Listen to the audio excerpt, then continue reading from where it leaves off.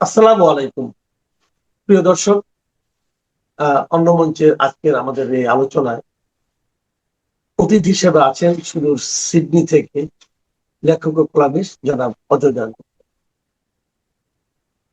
অজয় দা, আপনাকে আমাদের অনুষ্ঠানে স্বাগত জানাচ্ছি। আশা করি আপনি আমাকে শুনতে পাচ্ছেন। ধন্যবাদ মাসুদ ভাই।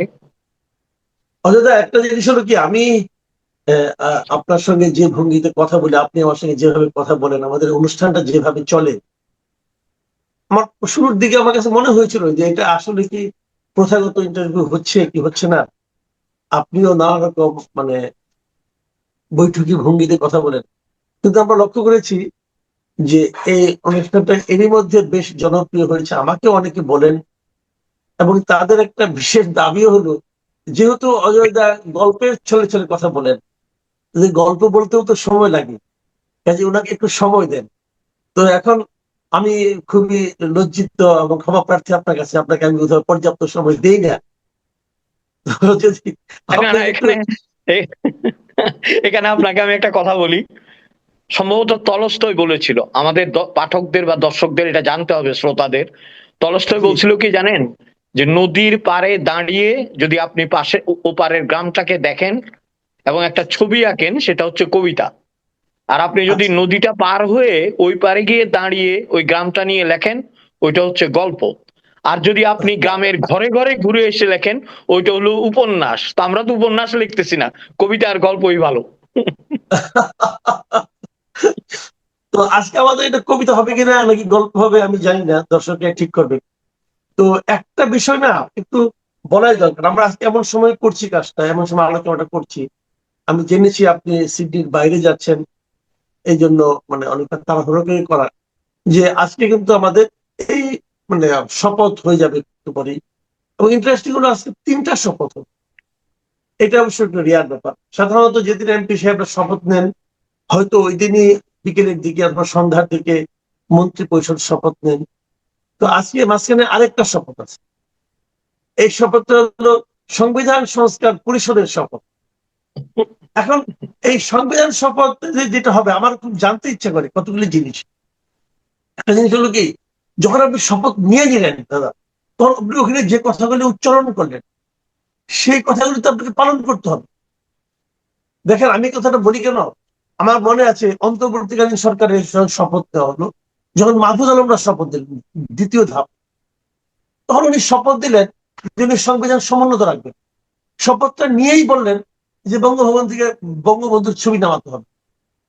আর বঙ্গবন্ধুর ছবি রাষ্ট্রীয় কার্যালয়ে অথবা রাখাটা কিন্তু সংবিধানের অংশ। শপথটা নিয়েই উনি সংবিধান লঙ্ঘন করতে গেলেন। তো উনি শপথ দেওয়ার সময় বললেই পারতেন যে ভাই, শপথে এই জিনিসটা রাখেন না, এটা কিন্তু একটু পরে আমি লঙ্ঘন করবো। তো আমার জানার খুব ইচ্ছা যে এই সংবিধান সংস্কার পরিষদে যে শপথটা আজকে হবে, এমপি সাহেবদেরকে বলবো ভাই একটু দেখে নিন যে কি শপথ নিচ্ছেন। আপনার বক্তব্য, আপনার এই তিনটা শপথ দিয়ে আপনার মন্তব্যটা শুনতে চাই। আমার কথা হচ্ছে, সরি, আগে অনেক লম্বা কথা হয়ে গেছে। শপথের যে কথাটা আপনি বললেন, পৃথিবীতে সবচেয়ে বেশি মিথ্যা কথা বলা হয় আদালতে। এক পক্ষ যান বাঁচানোর জন্য, আর এক পক্ষ হুম। তাকে ধরাশায়ী করার জন্য। এবং এই উভয় পক্ষ ধর্মীয় গ্রন্থে হাত রেখে বলে, যাহা বলিব সত্য বলিব। তার আগে চেঞ্জ করতে হবে আদালত থেকে, ওখানে হাত রেখে বলবে যাহা বলিব অর্ধ সত্য বলিব, অথবা যাহা বলিব মিথ্যা বলিব। এটার আগে এখন দেখেন, যে কোনো ফাঁসির আসামি, তার উকিলও কিন্তু লড়াই করছে যাহা বলিব সত্য বলিব, তাই না? Right, right. কাজেই সকল শপথকে আপনি শপথ মনে করতে পারেন না। ওই সতীনাথের গানের মতো, এমন অনেক কথাই বলো তুমি, কি জানি, মন থেকে যাবো। ইচ্ছে, হ্যাঁ বলো না, মন থেকে যা মন বলো থেকে না, যাবো। আবার অনেক তোমার হ্যাঁ। সত্যি কথা আমি ভাবি ছলো না। বুঝছেন? এখন আমাদের দেশে এটা একটা ব্যাপার। কিন্তু আমি প্রথমেই একটা কথা বলি, জি। একটা ক্ষীণ আলোর রেখা কিন্তু মানুষ দেখতে পেয়েছে। বিশ্বাস করেন, দেশে এবং দেশের বাইরে একটা ক্ষীণ আলোর রেখা দেখতে পেয়েছে। কেন জানি মনে হচ্ছে মানুষের, যে বুকের উপর থেকে একটা পাথর সরে গেছে। এখন এই যে একটা বুকের উপর থেকে পাথর সরে যাওয়া, যারা এই পাথর, তারা কিন্তু একটু এটা রিয়েলাইজ করতে পারছে না, এখন পর্যন্ত পারছে না। এই যে আপনি বললেন না যে শপথ গ্রহণ করে শপথ লঙ্ঘন করা, বঙ্গবন্ধুর ছবি নামিয়ে ফেলা, একটু আগেই আমি একটা বিষয়ে মনে মনে ভাবছিলাম যে রাষ্ট্র তো, মাসুদ ভাই, রাষ্ট্র তো একটা সংজ্ঞা, একটা রাষ্ট্র পতাকা, জাতীয় সঙ্গীত, এগুলো এক একটা অস্তিত্বের বিষয়, যেগুলো কথা বলতে পারে না কিন্তু দেখে, হয়তো নীরবে দেখে কিন্তু বলতে পারে না। এই যে তথ্য উপদেষ্টা, মনে হয় যে রিজওয়ানা ভদ্রমহিলা, সুন্দরী ভদ্রমহিলা, তিনি যে এখন আগ বাড়িয়ে কথাগুলো বলছেন, প্রত্যেকটা কথায় যে এক একটা মার প্যাঁচ দিচ্ছেন সংবিধান বিষয়ে, তারপরে শপথ বিষয়ে। উনি বলছেন স্পিকার শপথ পড়াবেন, এটাই নিয়ম, কিন্তু স্পিকার কোথায় আমরা কেউ জানি না। আপনারা জানেন না মানে? আপনারা এই দেশ চালান, আপনারা কাকে কারাগারে রেখেছেন সেটা জানেন, আপনারা কে বাইরে আছে সেটা জানেন, কে পলাতক সেটা জানেন। শিরীন শারমিন চৌধুরী কোথায় আপনারা জানেন না? বলছে রাষ্ট্র এটা জানে না। রাষ্ট্র তো জানতে পারে না, রাষ্ট্র তো দেখতে পায় না। আপনারা জানালেই রাষ্ট্র জানবে, রাষ্ট্রকে কেন আটকাচ্ছেন? আপনাদের কথা বলেন। রাষ্ট্র যেহেতু মানে রাষ্ট্রের তো অস্তিত্ব, আমি বললাম যে একটা ভিজুয়াল একটা দৃশ্য আমরা দেখি, রাষ্ট্র, রাষ্ট্র তো দেখে না। রাষ্ট্রের দায়িত্বটা আপনি নিয়েছেন, আপনি কেন এই কথা বলছেন? আপনি বলছেন ডেপুটি স্পিকার কারাগারে, আপনি বলছেন, যাই হোক, এই তর্কের মীমাংসা হয়েছে, এখন বলা হয়েছে কে কে শপথ নেওয়াবে বা ইত্যাদি ইত্যাদি। এই যে আমি যেটা বলতে চাচ্ছি আপনাকে, সংবিধান বিষয়ে যদি ন্যূনতম শ্রদ্ধাবোধ থাকতো, আগেও বলেছি আপনার অনুষ্ঠানে, এখনো বলছি, আমেরিকান একজন নাগরিক বাংলাদেশকে এনে এই সংবিধান সংশোধনের নাটকটি তারা করতেন না। এবং আপনি নিশ্চয়ই জানেন আমাদের দেশের হা না ভোট কিভাবে হয়, এবং যে পরিমাণ না ভোটের পার্সেন্টেজ তারা দেখিয়েছেন কয়া করে, সেখানেই আসলে আমরা ধরে নিয়েছি যে হা ভোট জয়ী হতে পারেনি। জোর করে এই জয়ী করে সংশোধন আমাদের জন্য আসলে এক ধরনের বিপজ্জনক, অ্যালার্মিং মনে হয় সবসময়। কারণ এই সংবিধানটা সংশোধন করার, ধরেন কতগুলো বাক্য পরিবর্তনের জন্য সংবিধান আচ্ছা, সংশোধন করতে হবে। হানা ভর্তি একটা কথা বলি, মানে একটা ইন্টারেস্টিং হলো, আপনি দেখবেন প্রায় 4 লাখ 2 লাখের একটা হিসাব আছে। এর বাইরে কতগুলি ভোট নষ্ট হয়েছে তা জানেন? 70 লক্ষ ভোট নষ্ট হয়েছে। কেন 70 লক্ষ নষ্ট ভোট হয়েছে? নষ্ট হয়েছে। হ্যাঁ, এখন কেন নষ্ট হয়েছে? আমরা কিন্তু বলবো যে এটা কি তাহলে মূর্খতার কারণে নষ্ট হয়েছে, এটা কি অজ্ঞতার কারণে নষ্ট হয়েছে, অথবা এটাকে লোকে বুঝতে পারেনি তাই নষ্ট হয়েছে? দেখেন, এখানে আমি একটু কথা বলি, আমি একটু সময় নেই, আমরা তো আলাপি করি। আমি বলি, হ্যাঁ, এটা অজ্ঞতার কারণে নষ্ট হয়েছে। অজ্ঞতার কারণ মানে এরকম যে মানুষ আসলে বুঝতে পারে না জিনিসটা আসলে কি। যেমন আমি আমার অভিজ্ঞতা আপনার সঙ্গে একটু শেয়ার করি। এটা আমি আরো কয়েক জায়গায় বলেছি যে আমি কি করেছি। আমি ভোট দিতে গিয়েছি, আমি কিন্তু এই জুলাই সনদের 84টি পয়েন্টে আমি খুব মন দিয়ে, আমি বোধহয় স্কুলের পরীক্ষার খাতা মানে পরীক্ষার সময় এত মন দিয়ে পড়ি না, খুব মন দিয়ে পড়ছি যে বিষয়টা আসলে কি বুঝি। এখানে না অনেক অনেক ভালো কিছু আছে। এই ভালো কথাটা যখন মনে হয়েছে, তখন আমি একটা হার মধ্যে সিল মারছি। সিল মারার পরে আমার কাছে মনে হইলো এখানে তো অনেক কিছু আছে যেটা কনফিউজিং এবং বিতর্কিত এবং ঠিক না, হলে সমস্যা হবে। আমার কাছে মনে হয়েছে, মনে হওয়ার সঙ্গে সঙ্গে আমি আবার নার মধ্যে একটা সিল মেরে দিচ্ছি। তারপরে ভাস করে ফেলাই দিচ্ছি। তো এখন ওই যে 70 লাখের মধ্যে কিন্তু আমি একজন। এখন আমি এটা করলাম কেন? আমি কিন্তু বুঝিনি যে আমি কি করবো। কারণ দুইটাই চাই, হাও চাই কিছু কিছু জিনিস, হা চাই কিছু না চাই। তো পৃথিবীতে কখনো এরকম রেফারেন্ডামের কথা শুনেছেন আপনি? আমি তো সেটাই আপনাকে বলি যে সংক্ষেপে একটা উত্তর দিই আপনার। বিশেষজ্ঞর দুটো সংজ্ঞা আছে, একটা হচ্ছে যে বিশেষভাবে, যেটা হচ্ছে যিনি বিশেষভাবে অজ্ঞ, বুঝতে অজ্ঞ। পেরেছেন? হ্যাঁ। বিশেষজ্ঞ। এখন এরা কি বিশেষজ্ঞ, বিশেষভাবে অজ্ঞ? আমি, আপনি এটা বললেন, আমার খুব নিকট আত্মীয় আমাকে বলেছে বাংলাদেশ থেকে যে আমি যে হ্যাঁ না ভোটটা দিব, আপনি তো পড়েছেন, পড়েও নেই, সে বলতেছে আমি যে হ্যাঁ না ভোটটা দিব, আমি চার গায়ে হ্যাঁ বলবো কেন, খেয়াল করেন। সে বলতেছে আমার তো যে কোনো এক জায়গায় না বলতে ইচ্ছে করতেছে, আমি কি করব তাহলে? ভেরি এটা কি হলো? ভ্যালিড পয়েন্ট, কিন্তু বলতেছে আমি দুইটা একমত, দুইটা দ্বিমত আমি, তাহলে আমি কিভাবে এই ভোটটা দিতে পারি? খেয়াল করেন আপনি। ভয়ঙ্কর ভয়ঙ্কর। হ্যাঁ, এই যে ওরকম গল্পের ভ্যালিড মধ্যে পয়েন্ট, সে দুইটা বলছে। প্রশ্নের, এই দুইটা প্রশ্নের কি একটা উত্তর হয়? এই যে একটা একটা কিন্তু জোকস আছে, হ্যাঁ, আপনি কি সবসময় বলেন গল্প, আমি কিছু করে বলি। এক লোক বলতেছে আরেক ভদ্রলোককে, আচ্ছা ভাই, আগে যে আপনার বাড়িতে নিয়মিত আপনার বউ বউ আপনাকে পিটাতো, ওটা কি এখনো পিটায়? এখন এটা আপনি হা অথবা না দিয়ে কেমন উত্তর দিবেন?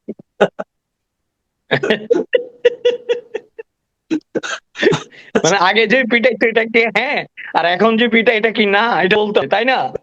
এখন এটাই হলো, এটা হলো একটা মুশকিল। কি হয় জানেন, আমি বলি আপনাকে, মানে এটা কিভাবে আমি এক্সপ্লেইন করবো, যে ধরেন আসলে কি সবকিছুর হ্যাঁ না উত্তর হয়? সবচেয়ে গভীরতম ভালোবাসা যখন মানুষের মধ্যে হয় তখন কি মানুষ হ্যাঁ না বলে? স্বামী যখন স্ত্রীকে জিজ্ঞেস করে আবেগ হয়ে যে তুমি কি আমাকে ভালোবাসো, সে যে নিরুত্তর থাকে সেটাই তো সবচেয়ে বড় ভালোবাসা, তাই না? এখন জি, আপনি জি। এই এই যে, আমি মনে করি কি জানেন, বাংলাদেশের অধিকাংশ মানুষ নিরুত্তর থেকে হয়েছে, এইটা তাদের Right. বুঝতে হবে। এবং অনেকে বলেন, এটা আমি তর্কের খাতিরে বলছি, যে বঙ্গবন্ধুর আমলেও সংবিধান সংশোধন হয়েছে, ওই আমলে সংবিধান সংশোধন হয়েছে, এই আমলে হয়েছে। হ্যাঁ হয়েছে, দুটো দুটো ধারা আছে, একটা কলমের আপনার সংশোধন, আর একটা অস্ত্রের হাতে সংশোধন। একটা কলম দিয়ে হয়েছে, একটা ব্যানর দিয়েছে। ব্যানর গুলোর বিরুদ্ধে আমরা বলছি, কলমেরটা আমরা বলছি না কিন্তু। এবং আপনার যেগুলো পরিবর্তন পরিমার্জন হতে পারে সেই শব্দগুলো ব্যবহার না করে আপনি যখন সংশোধন বলছেন, পাঠায় সংশোধনী কারাগারে কাকে পাঠায়? আসামিকে। তা আমাদের সঙ্গে আসামি, তাকে সংশোধন করতে হবে, তাকে পরিবর্তন এবং পরিমার্জন তো করা যেতে পারে। হ্যাঁ, তাকে আপনি পরিবর্ধন করুন, পরিমার্জন করুন, পরিশীলিত করুন, আপনি সংশোধন পুরোটা করবেন। আরেকটা কথা আপনাকে আমি বলি, মানুষ কিন্তু এইবারে নির্বাচনে আমার যেটা মনে হয়েছে, এখানে জি। একটু আমি আওয়ামী লীগের কথা বলবো, তারা নিন্দা মানে বলতে মানে এত পার্সেন্ট, ভাই তোমরা একটু কথা বইলো না, কারণ তোমাদের সময় 0% লোকও ভোট দিতে পারে নাই। যদি Right. 30% লোকও সঠিকভাবে ভোট দেয়, ভোটটা কিন্তু হয়েছে। এবং মানুষের হৃদয়ের কথা বলতে না, পড়তে না পারার কারণে আজকে এই দুর্দশা হয়েছে। মানুষ ভোট দিতে চেয়েছে কারণ মানুষ চেয়েছে। এই মুক্তিটা সংবিধান সংশোধনের জন্য চায়নি, এই মুক্তিটা ছিল ওই পাথরটাকে সরিয়ে দেওয়ার জন্য। এখন ভালো কাজ যে কিছু না, ভালো কাজে যে আমি আপনি কথা বলছি এটাও একটা ভালো কাজ, কিন্তু এই কথার মধ্যে যদি নোংরা থাকে, সেটা যদি আমাদের ভালো কথাগুলোকে ছাপিয়ে যায়, মানুষ তো এটা নেই, তাই না? এই জিনিসটা তারা Right. কেন বুঝতে Right. পারেননি আমি জানি না। এবং যখন পশ্চাদাপসরণের সুযোগ হয়েছে, সময় হয়েছে, তারা করলে কিন্তু অ্যাপোলজেটিক বক্তব্য রাখছে, মানে ক্ষমার মতো বক্তব্য রাখছে। এইটা এত দেরিতে হয়েছে ভাই। ওই যে সাপ আর ব্যাঙের মধ্যে দূরত্ব, বুঝছেন? তো ব্যাঙ সাপেরে বলতো তুই এরকম আঁকা বাঁকা চলিস না, একদিন মাইর খাবি। তো সাপ খুব গর্ব করে বলতো বলতো বেটা আমার বিষ আছে, তোর বিষ, তুই তো কারোরে কামড়াইতে পারস না, আমারে কেউ মারতে আসবে না। তো আরে বেড়াইতে 2-3 দিন পরে বেড়াই এসে দেখি কি সাপটা শটান সোজা হয়ে শুয়ে আছে। খুব খুশি হয়েছে, বলে আমার বন্ধু তো সোজা হয়ে গেছে। তো কাছে গিয়া বন্ধুরে নাইরা দেখে মারা গেছে। তো ব্যাং কানতে কানতে বলতেছে, দোস্ত সোজা হইলি হইলি মরার পর, মরার আগে তো সোজা হইলি না, বুঝছেন? এখন মর- মরার পর সোজা হলে তো লাভ হবে না, সারা জীবন তো আঁকা মাকা চলেছেন ভাই। Right. Right. আচ্ছা, এখন কথা হলো যে শপথ তো হয়ে যাবে। আমরা মানে যে পাচ্ছি, সংসদ পাচ্ছি, সেখানে এক দলের অনেক বেশি সংখ্যাগরিষ্ঠতা থাকছে। তারা চাইলে যে কোনো সময় সংবিধান সংশোধন করতে পারবে। আবার ধরেন আজকে মন্ত্রিসভা গঠিত হবে হয়তো সন্ধ্যার দিকে। তো আপনার কি প্রত্যাশা, যে আপনি কি ধরনের একটা মন্ত্রিসভা চাচ্ছেন? দেখুন আমি একটা কথা বলি, বিএনপি, এটা খুবই সৎভাবে বলতে হবে, অনেক অভিজ্ঞ মানুষ আছে। যেমন ধরেন আমার চট্টগ্রামের আমির খসরু মাহমুদ চৌধুরী, কিংবা মঈন খান, ধরেন যে আমাদের কি নাম, এই যে এই ফখরুল সাহেব। আমি ফখরুলকে সময় একটু এগিয়ে রাখি, এটা আমার একটা ব্যক্তিগত দুর্বলতা। এই কারণে রাজনীতি আমি করি নাই এবং তার রাজনীতি আমি সমর্থন সম্পূর্ণভাবে কিন্তু যে কথাটা আমি বলতে চাই, একজন পরিশীলিত ভদ্রলোক যদি আমরা বলি রাজনীতিতে, মির্জা ফখরুলের মধ্যে সেই গুণাবলী আছে। কিন্তু আপনার হয়তো মনে আছে যে আগে যিনি যারা পালিয়েছে তাদের সেক্রেটারি ব্যঙ্গ করে বলতো, পালাবো কোথায় ফখরুল সাহেব, আপনার গাড়িতে গিয়ে উঠবো, এই ধরনের ব্যঙ্গ করতেন উনি। আমি কোনোদিন এই ভদ্রলোককে আমি এই ভদ্রলোক প্রত্যুত্তর দিতে দেখিনি। উপেক্ষা করে হুম, একজন হুম। মানুষকে ছোটা যায়?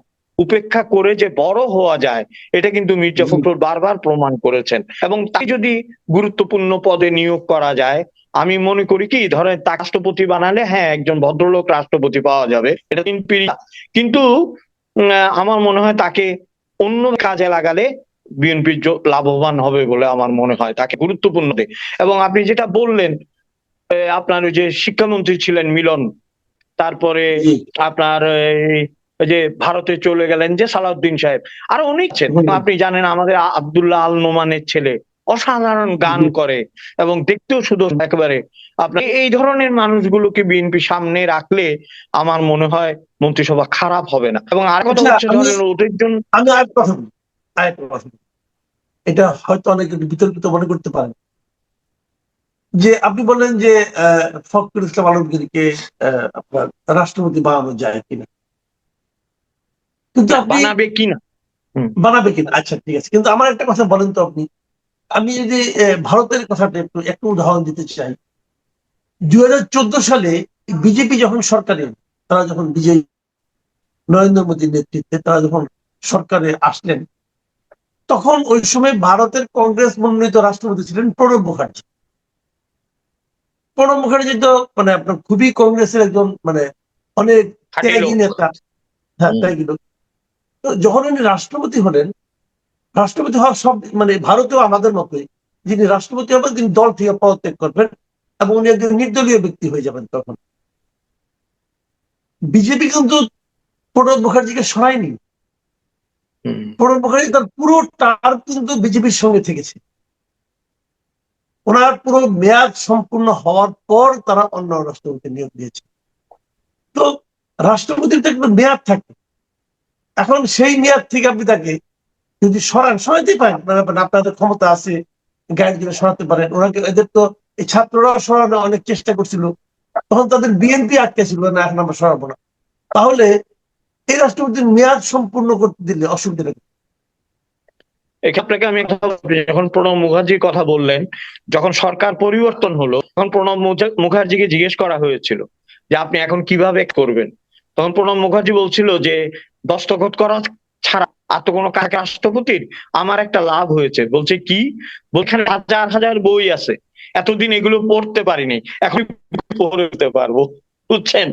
বলে আমি এখন আস্তে আস্তে বইগুলি পড়তে পারবো, নিজেকে বিকশিত করতে পারবো, আর যা বিল আসবে সই করে দেবো।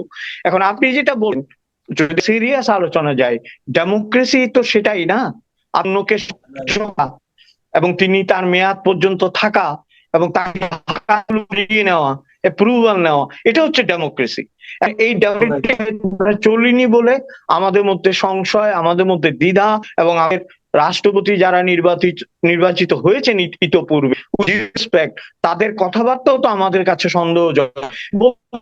প্রিয়াঙ্কা চোপড়াও বলতে পারতো না, বলো প্রিয়াঙ্কা চোপড়া ঢাকায় আইসে, আমাকে একটু আইতে পারলো না, এরকম রসিকতা শুনেছি আমরা রাষ্ট্রপতির মুখ, তাই না? রাইট, রাইট, রাইট, কিন্তু হ্যাঁ, আমি তো বলছি অশ্লীল ধরনের রসিকতা একজন রাষ্ট্রপতির কাছ থেকে আমরা নিশ্চয়তা আশা করি। সেভাবে এই যে প্রণব মুখার্জির কথা বললাম, কিংবা ধরেন রাষ্ট্রপতি যারা শিক্ষা দীক্ষায় উন্নত বলে তাদের বক্তব্যদের ম্যাচুরিটি, তাদের কাজগুলো রাষ্ট্রকে সমৃদ্ধ করেছে, সেই রাষ্ট্রপতি যদি ধরেন এখন যিনি রাষ্ট্রপতি আছেন তাকে মেয়াদ পূর্ণ দিলে গণতন্ত্রের একটা ধারা সম্পূর্ণ হবে। এখন তারা যদি মনে করে তাহলে তারা সরাতেও পারে, এটাও একটা ডেমোক্রেটিক প্রসেস। একটা কিভাবে রাইট, এটাই এখন দেখার বিষয় আর কি। জি। আমার আরেকটা ব্যাপার আমি নতুন, যেটা আপনি নিশ্চয়ই খেয়াল করেছেন, যে তারেক রহমান সাহেব উনি মানে বিজয়ের পর, বিজয় তো অনেক বড় বিজয়, ভূমিধস বিজয়, বিজয়ের পর দেখলাম গতকালকে উনি এই যে ওরা প্রধান প্রতিদ্বন্দ্বী যিনি ছিলেন জামাত ইসলামের আমির ডক্টর শফিকুর রহমান সাহেব, উনি ওনার বাসায় গেলেন। বাসায় যে ওনার সঙ্গে সৌজন্য সাক্ষাৎ করলেন, এবং আরেকজন যে তৃতীয় স্থানে যে দলটা আছে সেই এনসিপি, তারও যিনি আহ্বায়ক নাহিদ ইসলাম, তারও বাসায় গেলেন। আমি এর আগে কখনো বাংলাদেশে এই ধরনের কোন ঘটনা আমার নজরে পড়েনি। আপনিও নিশ্চয়ই শুনেন। এটা কি আপনার মনে হয় যে আমাদের দেশে একটা নতুন পলিটিক্যাল কালচার শুরু করতে পারে? আমি আপনার এই অনুষ্ঠানে আগেও বলেছি মানে তারেক রহমান এসেছেন লন্ডন থেকে, ওয়েস্ট মিনিস্টার গণতন্ত্র, গণতন্ত্রের সূতিকাগার, ইংল্যান্ডই শিখিয়েছে পৃথিবীকে গণতন্ত্র। সেখান থেকে হয়তো তিনি কিছু শিক্ষা লাভ করেছেন এই তার, এবং বিরোধী দলের নেতা হয়েছেন। আমি আপনি ভিন্ন যত্ন করি না কেন, তারাও জিতে এসেছেন, তাদের সাথে দেখা করা বা আরো তাদের সাথে দেখা করেছে, এটা তো একটা রাজনৈতিক শিষ্টাচার। এই শিষ্টাচারটা যদি আমাদের দেশে বলবৎ থাকে, এখন যদি আওয়ামী লীগ ভোটে দাঁড়াতো এবং হেরে তো আওয়ামী লীগের নেতার বাড়িতে যেতেন, আমরা হয়তো খুশি হয়ে যেতাম, কিন্তু ওইখানে যাওয়াতে আমরা খুশি হতে পারিনি। এইটা হচ্ছে আমাদের গণতন্ত্রের প্রতিবন্ধকতা। কিন্তু উনি যে শিষ্টাচারটা দেখিয়েছেন, এই শিষ্টাচারটা আমি মনে করি গণতন্ত্রের জন্য, গণতন্ত্রের জন্য সুখকর। এটা এটা এটার মাধ্যমে উনি ছোট হননি, এটা হয়েছেন। এবং যাদের কাছে গেছে ধরেন তারা তো পরাজিত হয়েছে অলরেডি, এবং তাদের মধ্যে আপনার ধরেন জামাতের যে আসনের নিশ্চয়তা ছিল, এনসিপি সম্পর্কে ধরেন মন্তব্য করা নিষ্প্রয়োজন আমি মনে করি, কিন্তু জামাত একটি শক্তিশালী দল, সেখানে গিয়ে কথা বলেছেন সংসদের কিভাবে তারা হয়তো আগামীবারে ডিল করবেন। এই যে একটা ওপেনিং, আমি বলবো যে ওপেনিং, ধরেন ইংরেজিতে একটা কথা আছে, যদি আমাকে জিজ্ঞেস করেন হাউ আর ইউ, এবং আমি যদি আমি বলি আই এম গুড, কনভারসেশন। কারণ আমি আলোচনাটা করলাম, আপনাকে জিজ্ঞেস করলাম না যে হাউ আর ইউ, আমি যদি আপনাকে একটা প্রশ্ন করতাম how are you, it's opening conversation, তখন আপনিও উত্তর দিতেন আছি, তো বলেন দেখি আর কি খবর। কিন্তু আপনি যেই জিজ্ঞেস করলাম তুই ভালো আছিস, আমি আর আপনাকে আগাইতে দিই নাই। হ্যাঁ, এই ক্লোজ কনভারসেশনের চাইতে ওপেনিং কনভারসেশনটা কিন্তু আমার কাছে মনে হচ্ছে। এবং এখানে একটা ব্যাপার আছে, ধরেন এই আমাদের দেশের স্বর্গ নরকের টিকিট বিক্রির একটা ব্যাপার ছিল না, ওরা তো যে কোনো পারেনি। আমি মনে করি কি, এখানে একটা ছোট্ট জোকস আমি বলি, আমি কোনো রাজনৈতিক দলের বলছি না, স্বাভাবিকভাবে বলছি আর কি। আপনার কলকাতায় এক জ্যোতিষীর কাছে তো গিয়ে, ভাই আমার হাতটা দেখেন, পরে জিজ্ঞেস করছে ভাই কি স্বর্গে যেতে পারবো? তো জ্যোতিষী বলছে হ্যাঁ কেন, করে দিচ্ছি। বলছে বলেন কি? হাতটা দাও, হাতটা দেখে বলছে স্বর্গের একদম বিশিষ্ট জায়গা, বলছে এটা তোমারে দিয়ে দাও, মৃত্যু এটা তোমার জন্য নিশ্চিত। তো লোকটা বলতেছে আচ্ছা আচ্ছা অনেক ধন্যবাদ, অনেক, এবার আমার কিনা দাও। বলছে দক্ষিণ না, স্বর্গের এত বড় একটা জায়গা দিছি বেটা, দক্ষিণা দিবি না? আমার পা দিবি? কয় কি? কয় ওই যে ধর্মতলার মোড় যেটা, ওইখানে যে মাঠটা আছে এটা আপনারে দিলাম। আর একটা বলে যে ওই যে কলকাতা যে এখানে আছে এটা আপনারে দিলাম। বলে হারামজাদা আমার সাথে তুই ফাজলারস, তোর বাপের জায়গা যে তুই আমারে দিলি, সবই আপনার, আপনি আমারে দিলেন, এটা কেমনি দিলেন আপনি? না, এবার আমাদের নির্বাচনে তো এরকম অনেক বেহেস্টের টিকিট বিক্রি করা হয়েছে, কিন্তু ওইটার জি, প্রতি মানুষের লোভ একটু কম মনে হতো। আমি ভেবেছিলাম সবাই ঝাঁপিয়ে পড়বে, লোভ কম। আমরা অনেক জাতি সবকিছুকে আমরা সস্তা করে ফেলি। হয়তো চেয়েছিল এক জিনিস, ওইটা হয়ে গেছে আরেক জিনিস, এবং এটা ভাবে।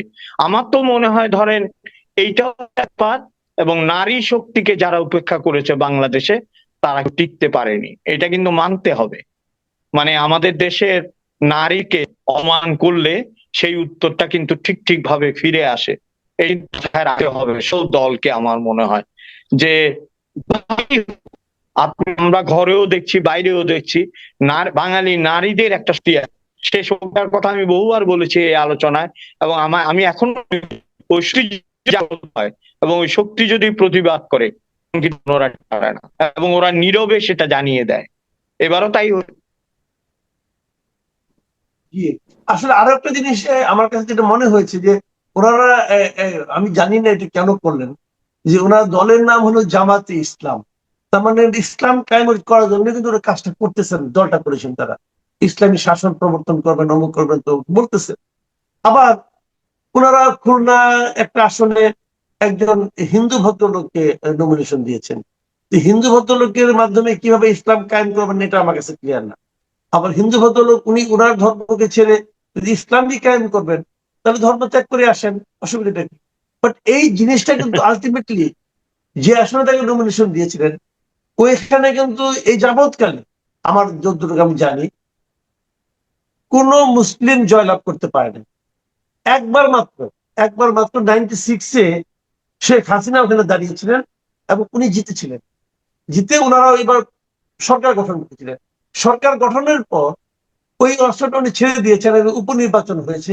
উপনির্বাচনে আওয়ামী লীগের পক্ষ থেকে একজন মুসলিম ভদ্রলোককে নমিনেশন দেওয়া হয়েছিল। তখন ওই মুসলিম ভদ্রলোক হেরেছেন আরেকজন স্বতন্ত্র হিন্দু ক্যান্ডিডেটের কাছে। হিন্দু আছে, হ্যাঁ। এইবারই প্রথম জামাতের হিন্দু ক্যান্ডিডেট ওখানে হেরে গেলেন একজন মুসলমান ভদ্র। আমি ধর্মীয় বিভেদটা আনা উচিত হয় নাই, কিন্তু আমি হ্যাঁ, অবস্থাটা ব্যাখ্যা করার জন্য বলছি। তার মানে এখানে বোঝা যাচ্ছে যে এইভাবে মানে ওই অভিনয় করে হয় না বোধ হয়। আর একটা জিনিস মনে রাখতে হবে, যার ঈশ্বর, আল্লাহ, গড বুঝেছে ধান্দাটা কি। ওই ধান্দাকে তো করা যাবে না, জড়িত করা যাবে সরলতাকে। আপনি আপনি ধান্দা তো লুকাতে ধর্মকে পারবেন না ধান্দা তার বানানোর কাছে। সমস্যা, ধর্ম তো জি, যার যার অন্তরে থাকবে, তাই এটাকে আপনি ধান্দায় নিয়ে আসছেন কেন? এই জি, জায়গাটা যে প্রবলেম হয়ে গেছে আর কি। যা হোক, তারপরেও আমরা নির্বাচন যেটা পেয়েছি, আপনি যেটা বললেন যে আসলে কিন্তু ভোট দিতে পারে অনেকেই খুব আনন্দ পেয়েছে। এবং জি, ভোটের যে পরিবেশ, আমি কালকে গিয়েছিলাম, আমি তো নিজে ভোট দিয়েছি পরশু, দুদিন আগে। পরিবেশটা কিন্তু আমার কাছে ভালো লেগেছে। আরেকটু বেশি উপস্থিতি হলে হয়তো আরো একটু ভালো হতো। এবং আমার মনে হয় যে আওয়ামী লীগের অনেকে হয়তো ভোট দেয়নি। আপনার কি মনে হয়? আমার মনে হয় তিনটা কারণ। আমার মনে হয়েছে এটা কারণ হচ্ছে, ধর যে হ্যাঁ না জটিলতা, তারপরে ধরেন যে দীর্ঘ সময় না দেওয়ার যে ঐতিহ্য, ইতিহাস, এগুলো মিলে মানুষ কনফিউজ। এটা হলো নাম্বার ওয়ান আমার মনে হয়। আর নাম্বার টু হচ্ছে আপনার, আপনি যতই আবাহনী আর ইস্টার্নের খেলা দেন, মোহনবাগান খেলা দেন, কোনোদিন জমবে না যতক্ষণ মোহন আর আবির খেলা না হবে। রাইট, রাইট, বুঝছেন? এটাও ঠিক। সাউথ আফ্রিকা, ইংল্যান্ডও শক্ত টিম, কিন্তু মাঠে মানুষ হয় না। পাকিস্তান ভারতের কাছে 15 বছর হারতেছে, কিন্তু ভারত খেলা হইলেই মাঠ। বুঝছেন আপনি? মাঠ বহুত মানে কি, মানে মিডিয়া ছাপিয়ে পড়ে। ওইখানে একটা শক্তিশালী মোহামেডান থাকলে, মানে আওয়ামী লীগ থাকলে বা আবাহনী থাকলে খেলাটা জমতো। এইটা একটা কারণ। আর হচ্ছে যে শেখ হাসিনার আহ্বান অনুযায়ী ভোট দিতে যায়, এইটা very few percentage, I believe, very few. এটার পরিবর্তে আমি করি ওইটা করেনি, আমার মনে নেই। আমার মনে হয়েছে আরেকটা জিনিস হচ্ছে, মানুষ এই পর্যন্ত যে মব ওইটা একটু সন্ত্রস্ত থাকাটাই স্বাভাবিক ছিল তাদের, যে গেলে কি হয়, আবার মারামারি হয় কিনা। তারপরে আরেকটা সংশয় করতে পারিনি, সেটা হচ্ছে ভোটের রেজাল্টের সংশয়, কি হতে পারে। এই বিষয়টাও তো মানুষের মনে ছিল, যে আমি গেলেও যা হবে হবে। এই বিষয়গুলো মনে হয় 50% এই ভোটের পরে হয়তো ভবিষ্যতে যদি এই জাতীয় ভোট বা নির্বাচন করা যায়, তাহলে আরো 70-80% দেখবেন এটা ক্লিয়ার হয়ে যাবে। কারণ এটা একটা প্রক্রিয়ার ব্যাপার, দিনের ব্যাপার না। জি, অনেক ধন্যবাদ, অনেক ধন্যবাদ জনাব অজয় দাশগুপ্ত। আপনি ভালো থাকবেন, আপনার সফর আনন্দময় হোক, এই প্রত্যাশা থাকলো। আর যদি যেখানেই যান, অনলাইনের যুগ, যদি সম্ভব হয় জানাবেন, আমরা ওইখান থেকে আপনার সঙ্গে যুক্ত হব, যদি আপনি দীর্ঘদিন সফরে থাকেন তাহলে। আহ ভালো থাকবেন, কারণ বিদেশ আমার সফরের টাকা দর্শকদের আমি নাই জানি। মাসুদ ভাই। জি। না, আমার দর্শকদের আমি জানি, তারা আপনাকে বেশি দিন না দেখে থাকতে চাইবেন না। কাজে আপনিও সম্ভব হলে দেখা দিবেন আমাদের সঙ্গে। প্রিয় অবশ্যই। দর্শক, আপনারা শুনলেন জনাব অজয় দাশগুপ্তের বিশ্লেষণ। উনি অনেক দূরে থাকেন, কিন্তু আসলে উনি কাছে থাকেন। আমাদের অনেক কথা যেগুলো আমরা হয়তো দেখেও দেখি না, ওটা উনি আমাদেরকে দেখিয়ে দেন। এটা আমাদের ভাগ্য, সৌভাগ্য বলবো। আগামীতে আবার কথা হবে। আল্লাহ হাফেজ। ধন্যবাদ।